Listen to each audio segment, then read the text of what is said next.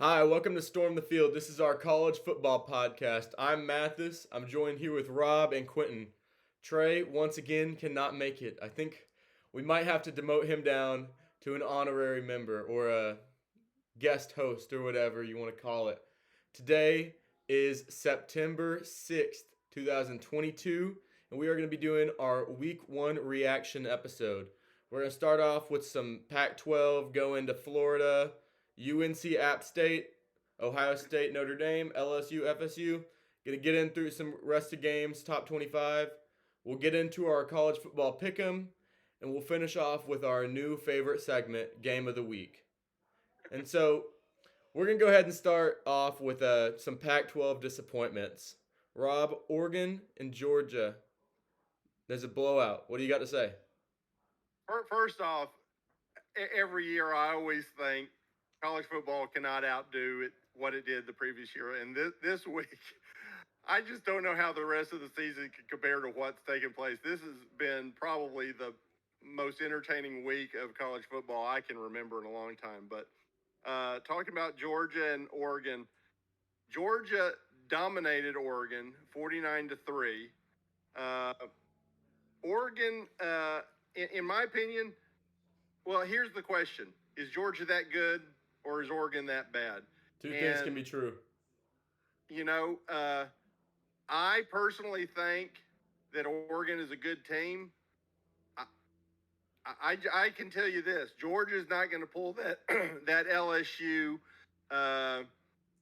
post championship year kerfuckle that they had. Georgia could conceivably be better than they were last year. I mean, they were scary good. Scary. 49-3, just destroyed them. And I know technically it was a neutral site, but we all know it really wasn't. But even if that was at home in Athens, 49-3 over 11th ranked Oregon, potential Pac champion, that was just unbelievable. Yeah, offense and defense. Yeah, 3 points and what they let up 49, 53, something like that. Yeah, and what did I say last week going into this game? What was Bo Nix's record against Georgia? Going into it 0-3 and never scored more than 14 points. Well, Quentin, what do you got to say? Anything, you want to add anything? I mean, when you look at Oregon's stats for the game, it does not look terrible. Okay, like they had 21 first downs, 26. It's not horrible. They were 7 for 15 on third down, which I mean they could have been better. They only had 170 passing yards, but I mean, go next. So I don't really expect a great deal of yards. They had way less turnovers than Georgia in comparison to yards. But I mean, he threw 2 interceptions, and Georgia had the ball for the majority of the game, and that Georgia defensive front is just scary good. Didn't they return one of those interceptions for a touchdown? I know they had some defensive. We have first off, we're not professionals. We're fans like everybody else. In fact, we all watched this game on the road home from College Station on our cell phones, and so it was hard to watch. You're mostly just listening to it, but it was. We turned that game off pretty quick. I don't remember, but I remember somewhere in the third quarter we just switched games to something else that was more, more competitive. So can't say we honestly watched the whole game, but I just remember seeing highlights and seeing. I remember seeing Georgia's defense in the end zone once or twice. Yeah, if you're watching the highlights, it's Oregon lowlights and Georgia highlights. There was no Oregon highlights in that game. I said this is gonna be a fun game. I didn't think that Oregon was gonna win or even had a chance, but this game was anything but fun. And I'll tell you when I'm wrong, and I'm wrong on that one. Yeah. I didn't expect their defense to be that stiff that quick. And hey, when you got a new head coach and a new quarterback with a completely new system, you're bound to have some struggles, and you don't want to have. It's not a great idea to start off with the returning national champions. Yeah. That's just Yeah. But they got the hardest game of the year out of the way. They'll learn from it. I think they'll rally and still have a great year. And it's not the way you want to start the Dan Lanning era, but the only place to go is up. We're gonna get into some Question more. for you guys, but I got another question for you guys, but I'll ask it after the next game we discuss in the Pac-12. Well, let me say one thing about Stetson Bennett. He looked incredibly scary in this game. Yeah. He looked incredibly good in this game. Yeah, that may be the best we've ever seen him. They averaged 12 yards per pass play and 9 yards per play. I mean, per play. That counts for 1 yard rush here and there and an incomplete pass. On average, they were getting a first down every time they snapped the ball. Well, they're getting 9 yards every time. Yeah, almost a first down. Yeah, they got 12 yards a pass play though, is what I was saying. Oh, on pass plays, yeah. On pass plays. Yeah. Yeah. We're gonna move on to the other Pac-12 letdown. The two teams in the Pac-12 Championship, both starting off the year 0-1. I mean, granted, they both did play an SEC caliber team, but Utah, ranked 7 in the country at the time of that game, lost to unranked Florida in a thriller, 26-29. I probably wouldn't even say that Utah lost the game. I think Florida just won the game. Utah did not play bad. Yeah. I thought they actually played pretty good, and their defense was pretty good. Again, playing in the swamp is super hard to do, but Anthony Richardson won Florida that game. Yeah. I think it was more of a Florida win than a Utah loss. I'm not going to say too much about this game right now, hint, because I plan on talking about it later. But Florida was unranked. Utah was what? Seven? 6? 7? And the AP has them at 12 and 13. Of course, Florida over Utah. Yeah. So these teams, I think, may actually have been more even than everybody thought going in. Granted, Florida did have the advantage of playing at home. They were playing with a lot of emotion.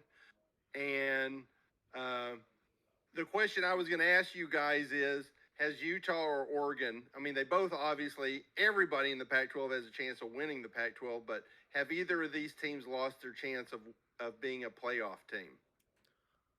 I would say Oregon for sure. Probably not Utah, though. I think it depends with Utah because we have no idea what Florida's going to be. If Florida turns out to be first or second, third in the East, maybe end up 9-3, 8-4, somewhere in that caliber, and you lost by 3 on the road week 1, that's not going to matter if you win out. Now, I think you do have to win out. I don't think that a 10-2 Pac-12 champion makes it in, especially because there's just going to be so many teams that have a chance to go 11-1.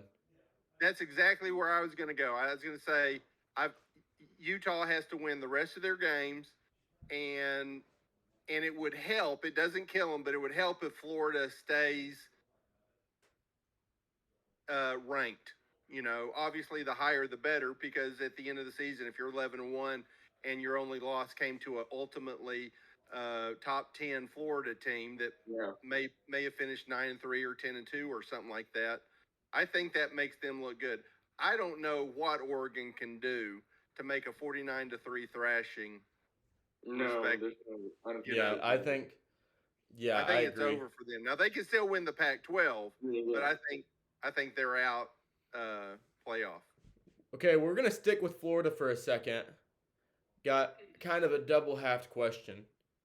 Rob, what do you think that Anthony Richardson and, in turn, Florida's ceiling is this year? Win total? Well, let me go to my trusty prediction board. I had Florida finishing the season 8-4. So, I don't want to put too much stake into what they did. I mean, obviously, they've got a new coach. They were playing at home, a lot of expectations, a lot of,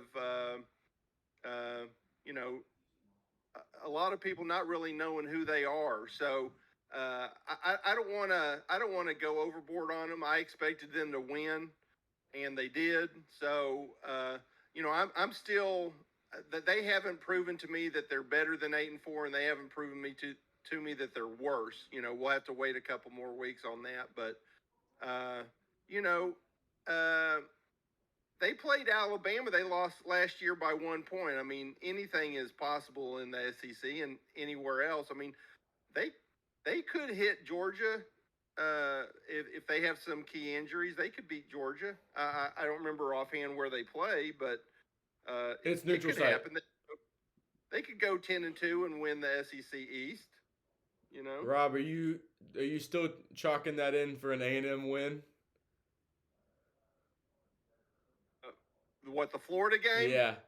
You're a little Hell more nervous yeah. about that game.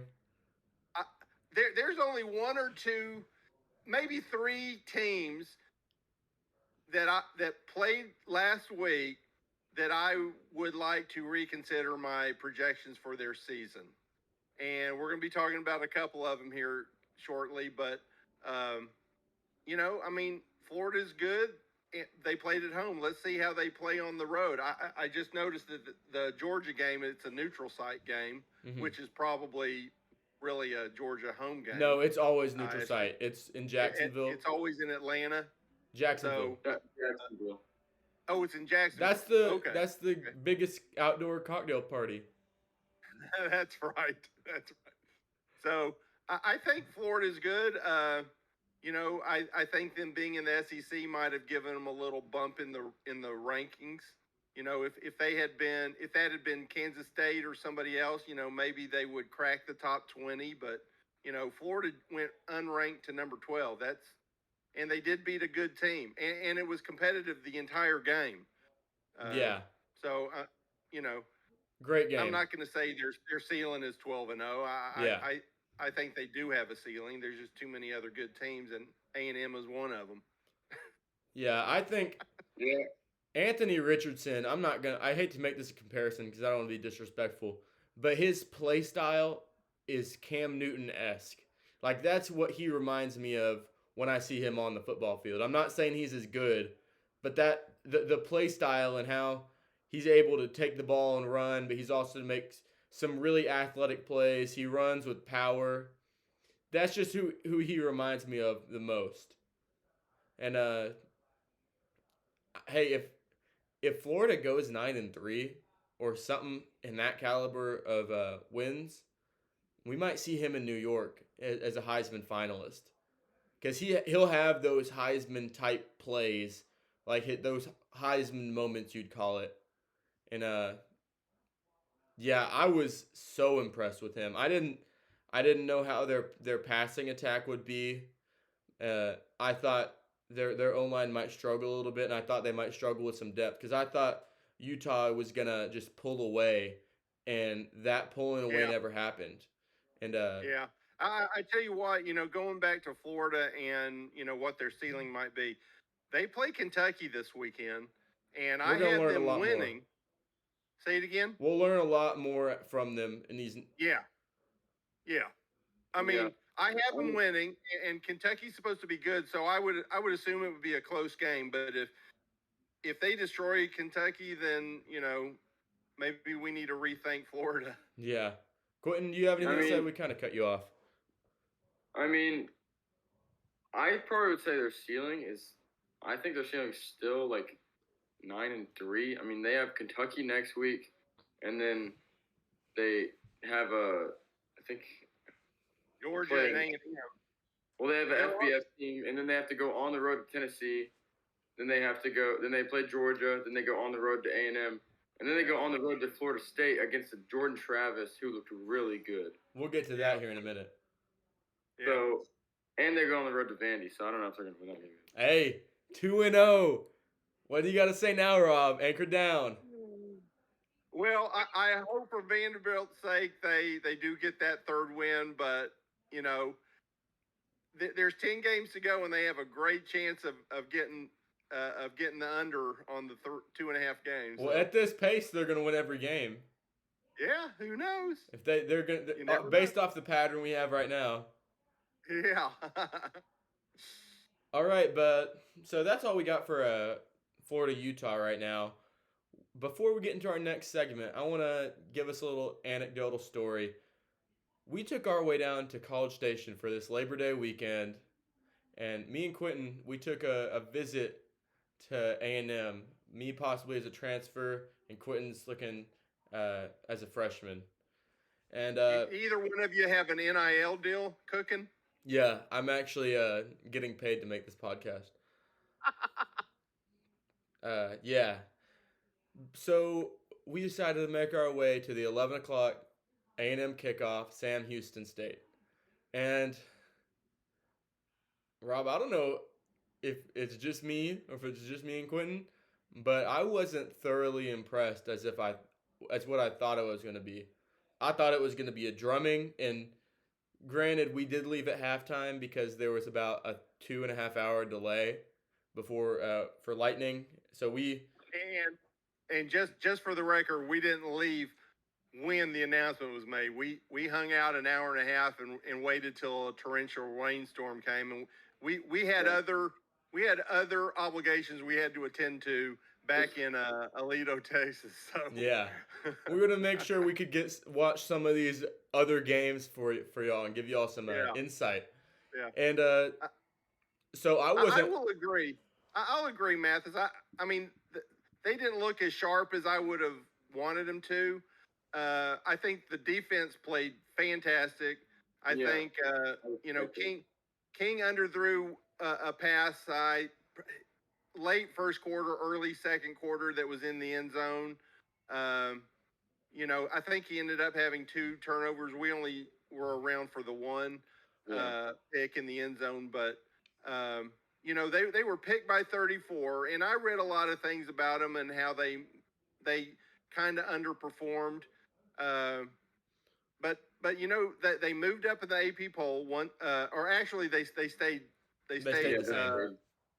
where they were, and so being an Aggie fan, I can't complain right now. They almost covered the spread, which was 34.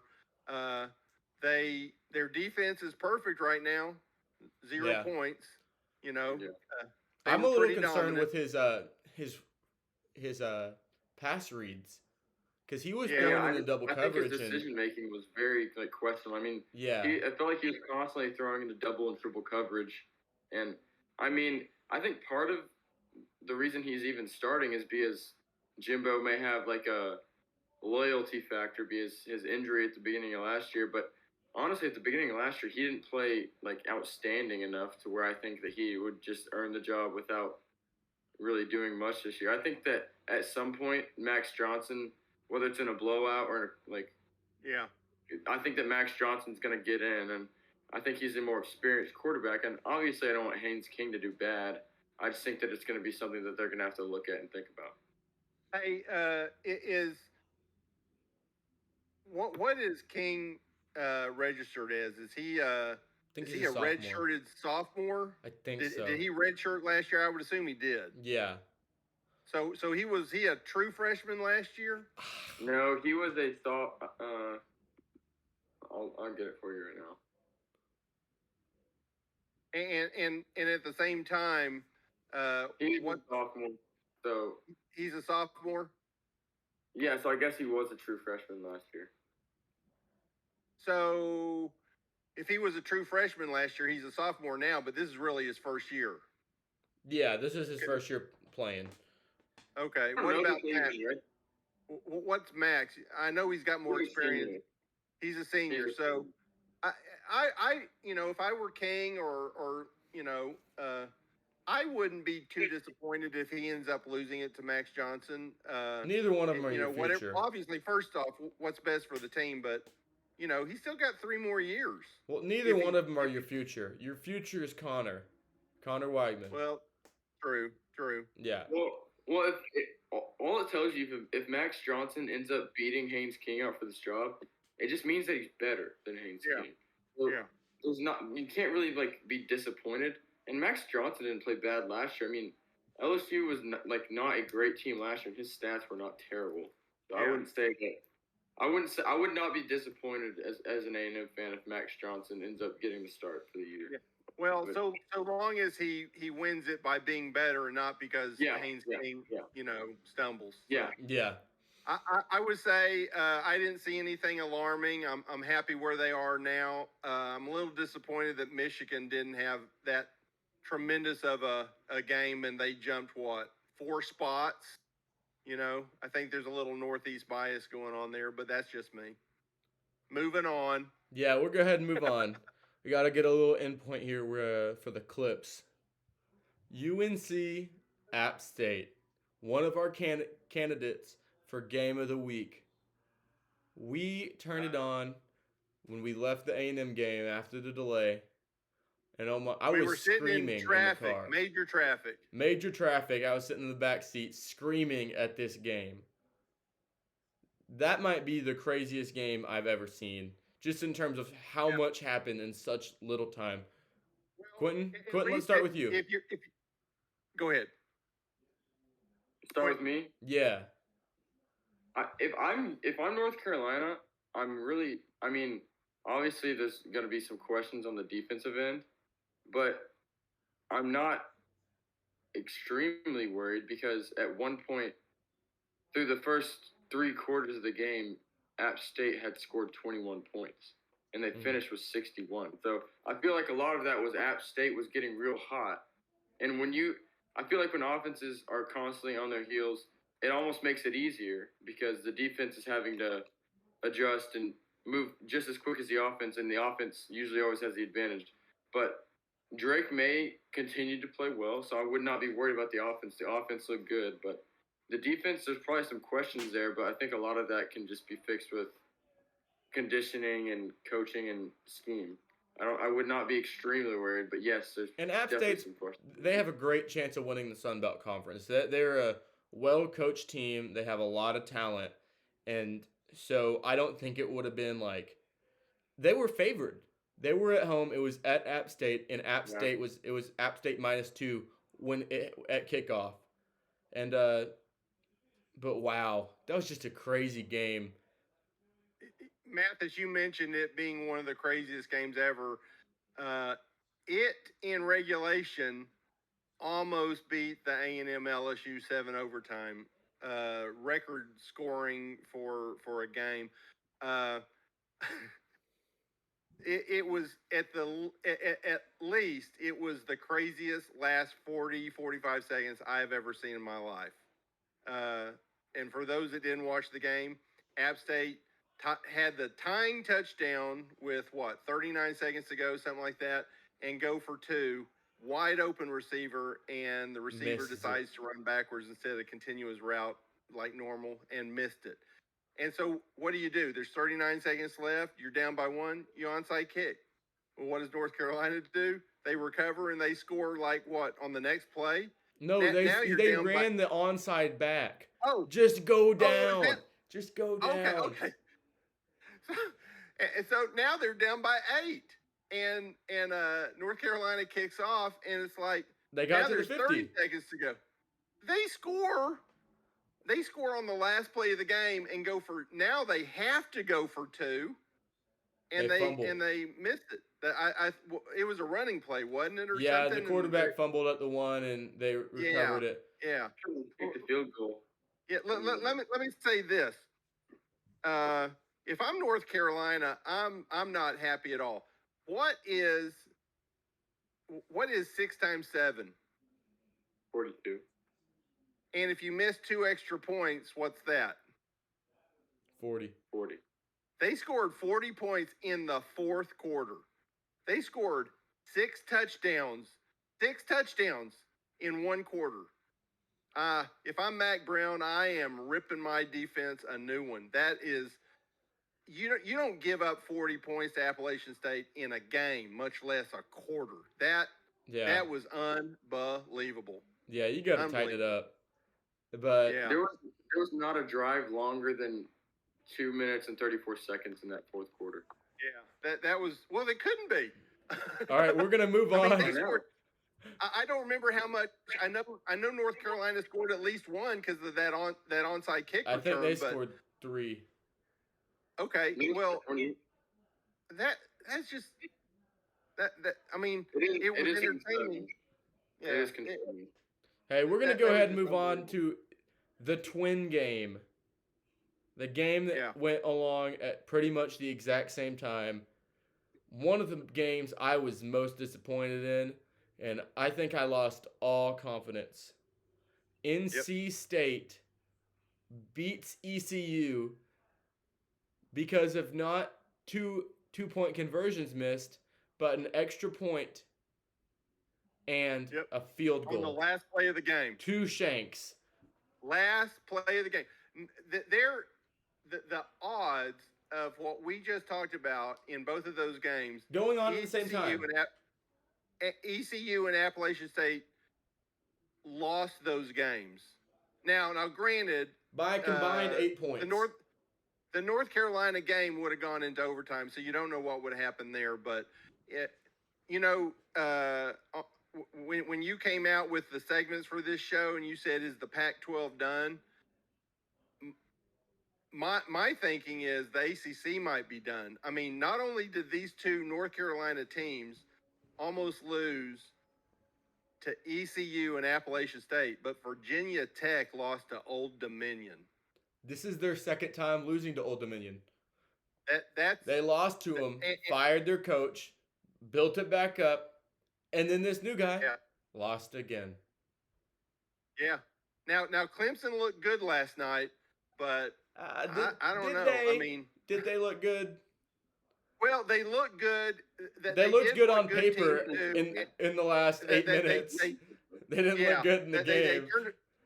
I think it was a very good competitive game about halfway through the third quarter, and then Clemson just took over. Yeah. And good teams do that. But, Clemson is not really like Georgia or Alabama that's going to dominate end to end, Yeah, I think there's cause for concern for Clemson, but we're not talking about them right now. Another game that pulled through about fourth quarter, right around 70% through the game. Ohio State did exactly what I predicted them to do. Yeah. Almost to the T. It was a little more low scoring than what I think, or than what I thought. They were leading going into it was almost the fourth quarter when Notre Dame was still up, right? No. It was 10-7 at half, and then Ohio State made adjustments at halftime. Notre Dame didn't. Ohio State shut them down in the second half. Ohio State scored a touchdown in the third and fourth quarter, so they had a 14-10 lead going into the fourth quarter, and they ended up winning 21 to 10. And the spread, I think, was 17. So, props to Notre Dame. They played well on the road, and it didn't look bad, even though it was 11-point loss. But I will tell you this: in the second half, I don't remember exactly. Well, OSU scored or had about 150 yards. They had 400 yards in offense compared to 250. And I doubt Notre Dame broke the 100-yard mark in the second half. Ohio State dominated. And Notre Dame did good in the second half, holding Ohio State to just 2 touchdowns. Well, they also shot themselves in the foot a few times with penalties. Say it again? Oh, Notre Dame shot themselves in the foot a little bit. Yeah. But I think the story of this game is Jim Knowles. Quentin? Well, yeah, Jim Knowles, the defense did look really good, but Ohio State did not have Jackson Smith and Jigba the whole game. So they had, they obviously have other weapons, but also that's like, Biletnikoff, it's a big deal. Watched receiver type of player, so yeah, I don't know. I think that also had to deal with the score, but Notre Dame did play very well. Yeah, and I think the writers saw that too. They only dropped 3 spots in the polls from 5 to 8, so to me, that was a respectable loss. And Notre Dame's one of those teams. You know, you could say they have a tough schedule. You could make a case that they don't. They were expected to lose this game, and Pretty handedly. I think for the rest of the games, except maybe Clemson, I don't remember where they're playing, but They play at home. they should be favored to win out. They should, if they do what they're supposed to do, they should be contending still for a playoff spot, even with this loss. Yeah. I think we never did a preseason prediction, but I'd probably have them about 10-2, 9-3 by the end of the year. Because they still got to go through USC, who looked really good, and they also got to go through Clemson. Yeah. I think they play 4 SEC games, and I think I had them winning 3 of them. ACC? I had them losing. I had them losing to Ohio State, so I had them at least with 2 losses. I think I had them beating USC. They haven't proven anything to me yet. Right now, I'm not saying they're not a good team, but everything to me so far is just hype. There's too much that's unknown still. Yeah. And speaking of something that we had no idea about going into this game, the Sunday night thriller, LSU FSU. Wow. Blocked. That was. I've never seen a kicker get more heat from a fan base for getting his kick blocked. Which, analysts might look at it and say, well, he kicked it too low or he took too long kicking it or whatever. But, I put the blame on the offensive line there. You have to. How do you let a defensive guy? Oh my God! The game's over, and you're kicking a extra point to go into overtime for which you've got no business being in. It should have been. Florida State should have been up by 2 touchdowns with a minute to go.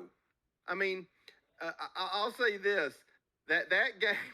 I probably have more notes on that game. So let me just.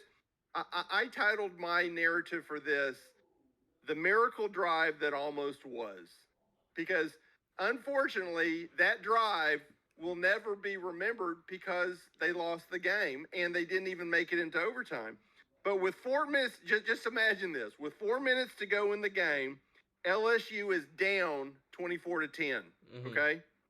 LSU scores on a 22-yard pass. LSU holds the other team. FSU punts to LSU with a chance with I don't remember how much, 2.5 minutes to go, and they muff the punt. No, I think it was about a minute and a half to go. It was about 2:20. They muffed the punt. Huh? It was about 2:20. They ran it 3 times during the clock down. Fumbled on 3rd and 1. Or 3rd and 1. That was a kid's second muff punt. LSU muffs the punt, and FSU takes over at the 8. Game is over, okay? And we were all talking, LSU, the smart play would be to just let Florida State score so they could get the ball back, pray for an onside kick, and get a game-tying touchdown.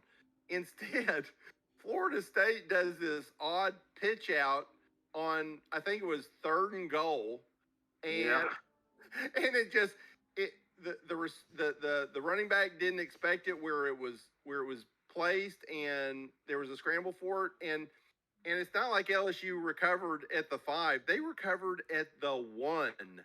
It was at the 8. Oh, yeah, it was at the 1. Yeah, I was thinking about the muff kick still. Okay. So, and they go 99 yards, and to make it even more unbelievable, with no timeouts, and I think 20-something seconds to go, they hit a crossing pattern that looked like it might have a chance for a touchdown. It's like the receiver didn't know, should I go for it or should I get out of bounds? And so he didn't do it either, and he stayed in bounds. And I thought, first off, I'm gonna show my ignorance here. They did a replay and they said his knee was down in bounds. He got a first down. Okay, so clock stops. But shouldn't the clock start once the ref gives the signal? That's what I was wondering. Florida State called a timeout. Okay, before they came You're up right. with everything. And you know what? No, they challenged is what happened. They didn't call timeout, they challenged. Oh, okay. So then they come back out to play. Well, but even then, on the challenge, The clock. They the challenged clock the would ruling start. of the clock, so the clock Yeah. should have started when the ref set the ball down. Okay, but then FSU does call timeout, and my first thought was, oh my Why God, that's 2 timeouts in a row. That's a penalty. You should go to the half-yard line, and it's a dead ball, which means the clock starts on the snap. I was completely confused about that ruling there. I was a But little too. needless to say, the ball was dead. It you know the clock started on the snap, and they scored, and I'm an SEC favorite. LSU is definitely not my team. I wanted to see him win to make the SEC look good, but more importantly, I wanted him to tie just to force overtime because it make this incredible game even that much better. You didn't want to And stop I watching. just feel like I feel like I had the rug pulled out from under me. It's like I invested all this emotion into getting this possible game tying touchdown, and then you miss the freaking extra point. Ah, it's terrible. And guess whose first game this was? You guys know. Brian Kelly. Brian Kelly. Yeah, the same guy last year in game 1 beat FSU in overtime. Yeah. I think that was game 2 because they played. One thing that I No, took it away was from the week 1. game is you have all these Notre Dame fans going like, "Oh, Brian Kelly, you left and look what you did." I mean, like, these aren't his guys. He didn't recruit these guys. It's his first game of his first year. Yeah. And it's like you lost by 1 off of like a freak. Your lineman somehow let a guy through untouched. I mean, I would not have anything to worry about if I was Brian Kelly. Yeah, exactly. And Notre Dame fans, if they're trying to do that to make themselves look good, they need to look in the mirror. They lost their first game too. Yeah. And I think everyone in the world knows Notre Dame is a better team than LSU right now. And I did not expect. I picked LSU to win, but mainly because they were at home. And I did not expect that out of Jordan Travis, and I did not expect that out of FSU's O-line. Yeah, they played a lot better than I thought they did, but Jordan Travis escaped a lot of pressure. And I think LSU had an injury and then another guy to get ejected and stuff like that happens. But I can't say I was surprised. Like the first thing I said on this podcast was, "Oh my God!" I mean, the rest of the season is going to be a disappointment. This is probably the most entertaining first week I can remember in a long time, probably ever. Speaking of, we're going to go ahead and we're going to get in to the rest of the top 25 games. I'm just going to go through some of them. And so we're going to go ahead and start. We're not going to talk about games we're just going to kind of touch on these. We don't want to go too far on time. But here are some of the top 25 matchups we didn't talk about. I've got 3 I want to talk about and just a brief comment for each. So however you want to do this, Mathis. Okay, so we're going to just start with the Thursday games. Oklahoma State, Central Michigan. That got close late. We didn't watch. We were watching other games. Central Michigan, I think they scored a lot late with... Yeah. Oh, my gosh. I messed up, guys. I tell you this. I was shocked that Oklahoma State, I think it was like 55-44 or something like that, and they moved up in the polls by 1 spot, which... Oh, really? I didn't see that. Yeah, I question that. I'm not saying Oklahoma State's not good. I think they're very good. I have them winning the Big 12, but when you play like... Oh, that had more to do with the NC State loss and a Utah loss than it did with the Oklahoma State win. Yeah, but they still moved up in the polls. I mean, if anything, they should have dropped 2. Well, who should have came up? I don't think they could have had someone skip all of them. We're going to get into the main card of the Thursday night. There was really 2. We don't have one of them on there because it wasn't top 25. We'll touch on that next. We got West Virginia at Pitt. And that was our tiebreaker game. All I want to say is backyard brawl. I never really paid attention to it before. I'm all in now. Pitt wins on a pick six with 2 minutes 58 seconds to go. They had just scored the game-tying touchdown. West Virginia was driving. And, oh, my gosh, not only was it a pick six, but, I know these are college kids, and my heart goes out to him. But that West Virginia receiver he thought he was playing volleyball, and he was just tipping it to the next guy. He'd been playing so good.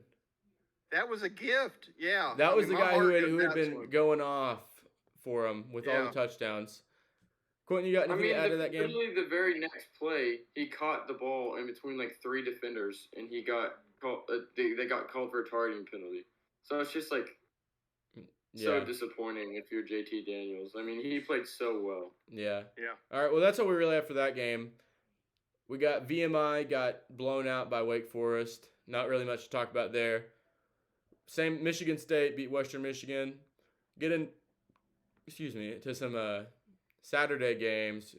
We got Utah State at Alabama. Once again, not much to talk about. Bryce Young looked good. That defense looked good. Notre Dame, Ohio State, talked about that. Oregon, Georgia. Already touched on Sam Houston at Texas A&M. Utah, Florida. Michigan killed Colorado State. Hey, and JJ McCarthy looked great. Yeah, but we're going to get small sample size, but we will see more from him next week. Michigan got significantly rewarded for that, moving up 4 spots from 8 to 4 in the polls. They won by 40, 45. They did, but they jumped Clemson, who also won. I would have figured Clemson would have stayed in the 4th spot. I can see Georgia's win over. We'll touch on the rankings here in a little bit. Okay. Then we got Utep killed by Oklahoma. Not much to talk about. Baylor, Albany, NC State, East Carolina. We talked about that. Rice was not able to beat USC. USC routed them 66-14. Caleb Williams, I think he went out early, and I think they had a few defensive touchdowns, at least one. Yeah, they had a couple I saw. Miami, that offense looks dangerous. Yeah, I'm nervous. Yeah, I know you are. Wisconsin, not much to say. Cincinnati, Arkansas. How do we not talk about that? So, I think that was a good win for Arkansas. And if y'all remember, I talked about the loser of that game is going to have a lot of naysayers. Cincinnati was a fluke playing in the playoffs last year. Or Arkansas, you had that great season, that Cinderella season the year before. I think Arkansas is actually a team to contend. Cincinnati played good, but I will say this. Arkansas took a 14-0 lead, and it was a competitive game, but they never trailed in that game. Yeah, that's pretty much exactly what I thought was going to happen. Yeah, they were in control of that game. That was one of our what would you call it? The highlighted games we had where we talked about it. And I think I said it was going to be anywhere from a 7 to a 10-point game, and Arkansas was going to control it for most of the time, but Cincinnati was never going to go away. Yeah. Kentucky looked good against Miami of Ohio. Not don't get them confused with actual Ohio or actual Miami. Houston versus UTSA. That was a close one.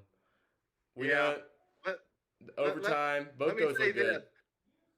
Our dear friend Trey is not going to be happy about this game. It took Houston 3 overtimes and a 2-point conversion to beat UTSA. UTSA is one of the best teams in the Sun Belt. They're both G5s. They're both high-level G5s. Yeah, and I know Houston is not a Power 5 team this year, but they have played like it in years past, and they are going to be next year.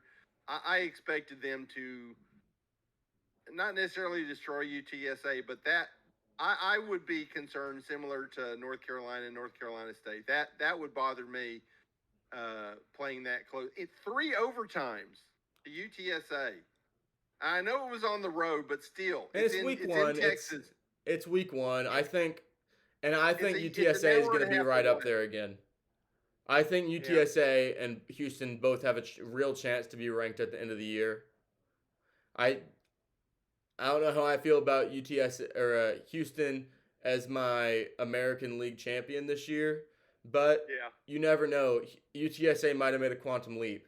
Uh, Yeah. Georgia Tech, Clemson, we already touched on that. That's all the top 25 games we have for you. One non-ranked game I did want to talk to y'all about real quick was not the other Thursday night game. Woo. Sean And Clifford another and pick Penn six State survive against. on a pick six. That was an incredible game. That was That was awesome. in Purdue, and just like Pittsburgh, that I think it might have even been later in the game. But Pitt and Penn State, they both sneak out a win on the road with a pick six. I mean, even the non-ranked games, guys. I'm telling you, this was an incredible week. It was insane. But there's one more game I want to talk about. Okay, The absolute worst game ever played in college football history. I already know. Iowa State beat San Diego State 7-3, and nobody scored a touchdown. Wait, what? No, I think that was. I think you're looking at the wrong game. I think it was Iowa at North Dakota at Iowa. You're right. It wasn't Iowa State. It was Iowa. But Yeah. I'm telling you, Iowa took a 3-0 lead. And scored 4 points. They still won 7-3. And how does that happen? 2 safeties. Two safeties. Yeah. I mean, I watched. Someone did a little 10-15 minute video clip on that. That was not a defensive struggle. That was dropped passes. That was bad play calling. That was just bad football. Yeah, Ugly. I mean, there were 15 or 20 times where a player should have been pulled out of that game. That was just, I mean, it was like, is this even college? Much less, Iowa, Power 5 team. And San Diego State, I mean, they're respectable.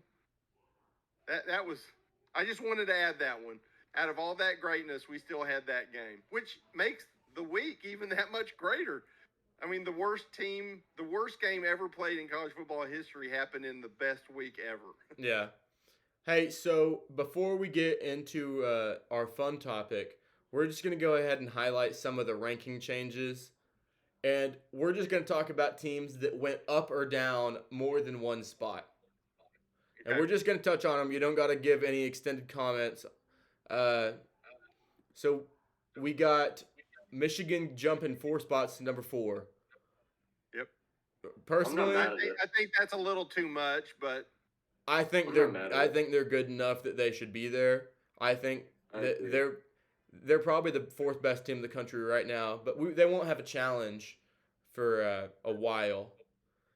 OU jumped 2 spots, but I think that has more to do with teams that didn't perform as well ahead of them. Utah lost and Notre Dame lost. Yeah, and so I think you jump both those, you get 2 spots. They moved up by default. Yeah. Yeah. Notre Dame, we already talked about. I thought they were too high at 5. Yeah. I think they probably should have been somewhere in the 12 range before. And so I'd probably have them. But I think since they played well enough, I would probably have them at about 12 or 13 now. I think they're a little too high, but I don't think there's anything we can do to get them down a notch. USC jumped 4 spots, and I think that's just because teams lost. And I think that I don't know. I think that's a little too early. You didn't really get tested yet. And so I don't know what changed their minds so much to make them jump 4 teams. I would probably still have Utah ahead of them. I mean, wouldn't. That Utah loss, that was a respectable loss. I mean, I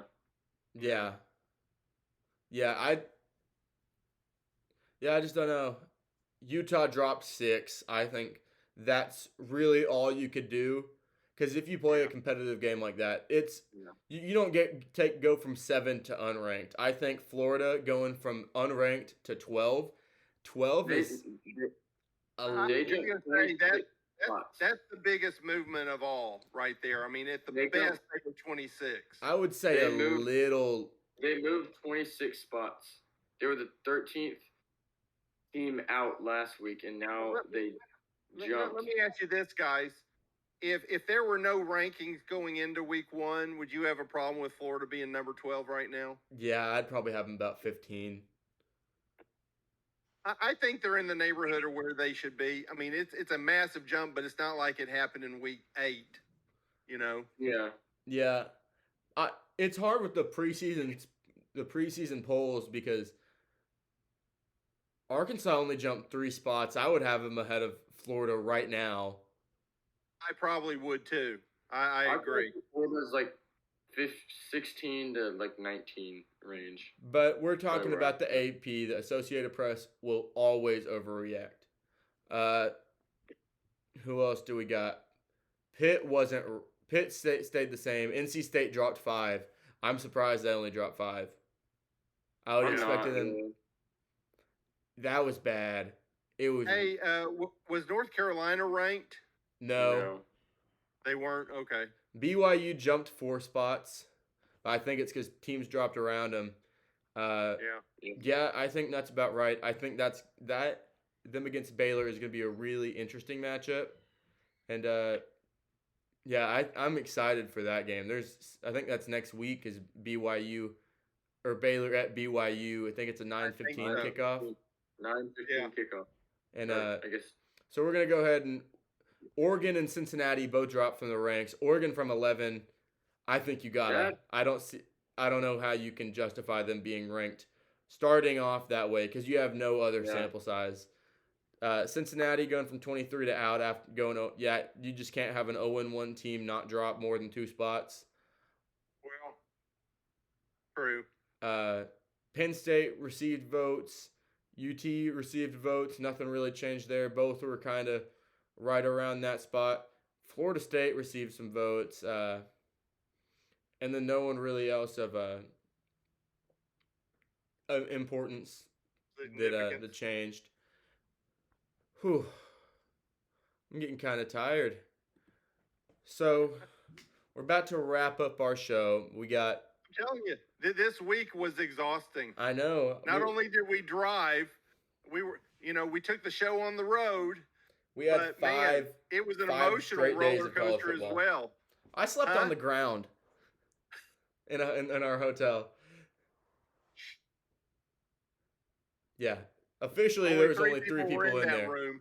Only 3.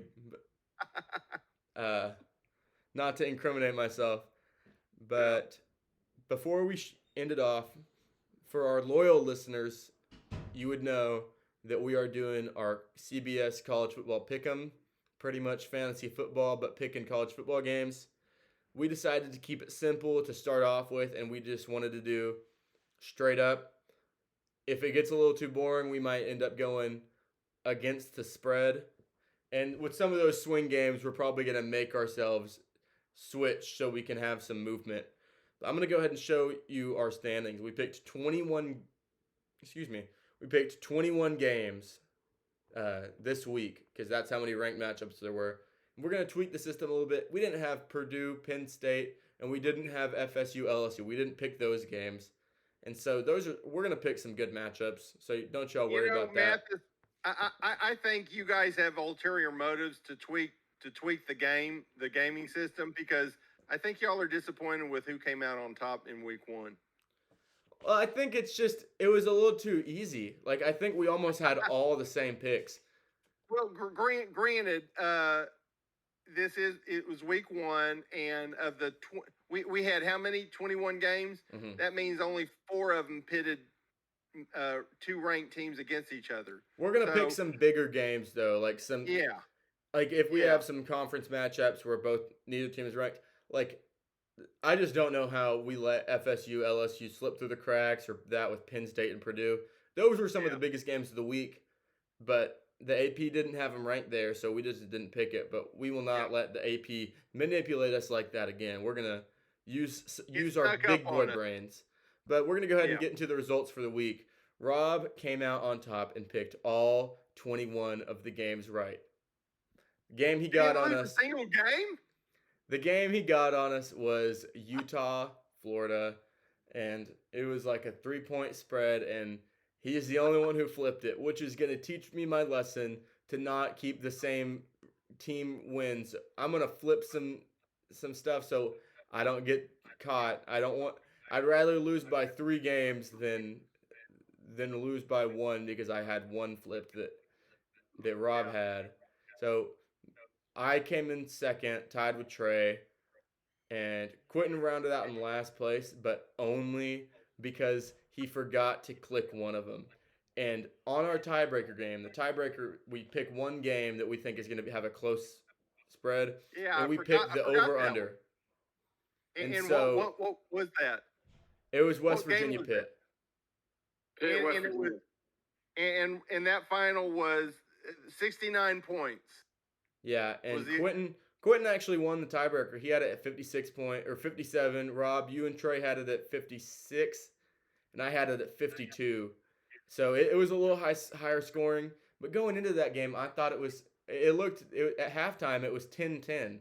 And so I don't know where all the offense came from late, but Well, last couple of minutes, Pitt Yeah. scores a touchdown, then a pick six. I mean, there's 14 right there. yeah, so I was right. I thought I was right on the money for a while. Yep. But I'm not gonna use that against Quentin. So I'm Hey, gonna go ahead Mathis, and give him the point, which means And that what does this week 1 win mean for me? Rob has won 1 Dr. Squatch soap. And so we're going to keep a running tally, and the winner of each week is going to get a Squatch. And if y'all don't know, this is unofficially sponsored by Dr. Squatch. Dr. Squatch, you're Squatchy, if you may. If you're watching this, we'd love a sponsorship. We'd love to give out discount code, whatever we can, because we use the product and we love the product. And We'll even just take free Squatch bars. yeah, We're not complaining. Yeah. We're not asking for much. they're going to be our presenting sponsor one day. But for now, Rob has 1 Squatch in the tour, week to week. And what this means is the weekly winner, not only do they get a Dr. Squatch, but our last segment of our reaction show is going to be Game of the Week. And so Rob gets first draft pick. I'm going to go ahead and give Quentin the points, and he had the tiebreaker. Trey's not here. He's really just a guest member from now on. He's losing his host rights. And so the order we're going to go in for our draft, we can go 1 or 2 rounds, whatever y'all want. If y'all don't want to stay too long, we don't have to. Rob, we're going to start off. Pick number 1 of the Game of the Week segment. What's your Game of the Week? I tell you, I struggled so much on this one between the LSU FSU game and the Florida Utah game, and I have to give it to Florida Utah because of how the game ended. The game ended on a positive play by Florida, intercepting in the end zone. Last play of the game, and they intercept the go-ahead touchdown, whereas LSU lost it by having a extra point block. So, man, I really struggled between which one of those games. And let me put it this way. I was yelling when Florida intercepted that pass, and when LSU had that extra point block, literally, I was like that for 5 minutes. I could not believe what I saw. So, this is the toughest week probably of picking Game of the Week, but I have to give it to the Florida-Utah game. I mean, that was just unbelievable.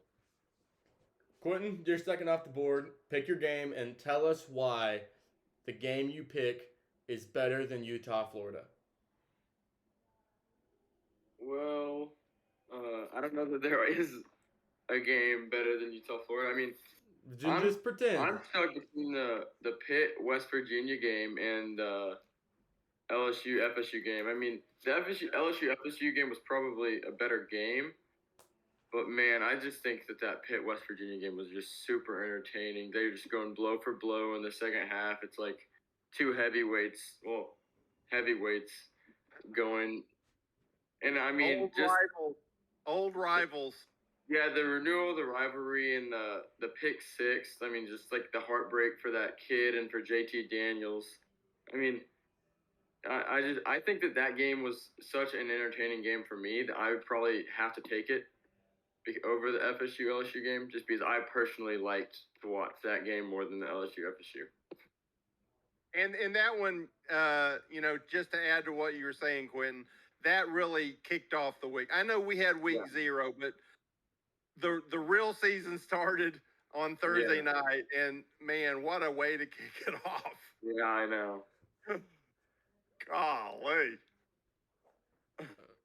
All right, but before I get into my week 1 pick, I will have to add, in our unofficial week 0 predictions, I got the closest. And so my week 0 draft pick is Nebraska Northwestern, and y'all don't get a draft pick. And now we're just going to move on to the week 1. I'm looking at my draft board right now. I'm taking a wild card. Georgia, Oregon. No, I'm kidding. A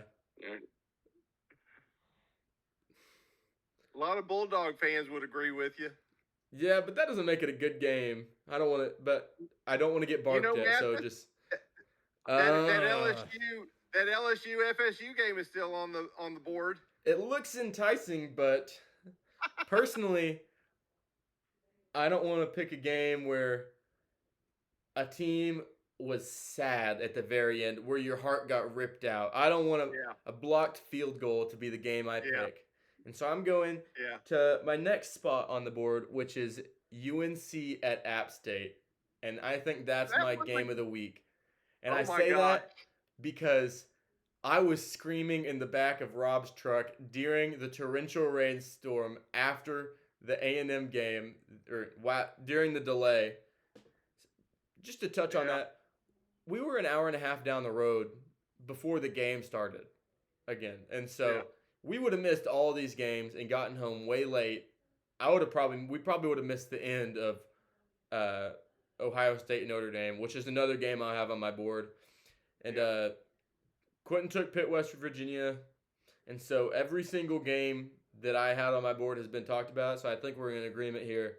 But I'm taking UNC App State. I have never seen a game more exciting in regulation with 2 2-point conversions missed. I mean, think about the level of defense you have to get one of them. Yeah. Just like, that's a gutsy. First off, it was a gutsy call to not just kick the extra point. But think about how if they had made the extra point and then came back and kicked the onside. Well, they wouldn't have. They wouldn't have kicked an onside. Well, what if they did? I think they would have kicked away and gone for overtime. I think Mac Brown probably would have just maybe taken a knee and played for overtime. I tell you one thing. I've never been a Mac Brown fan. I mean, I don't have anything really against him. But I want to say after that game, they showed the two coaches go up to each other. And Mac Brown smiled and just basically, I don't know who the coach for App State is, but he was like, wow, y'all played good. That was an incredible end of a game. I mean, I think Mac Brown showed a lot of respect to that App State coach, which I think I've heard.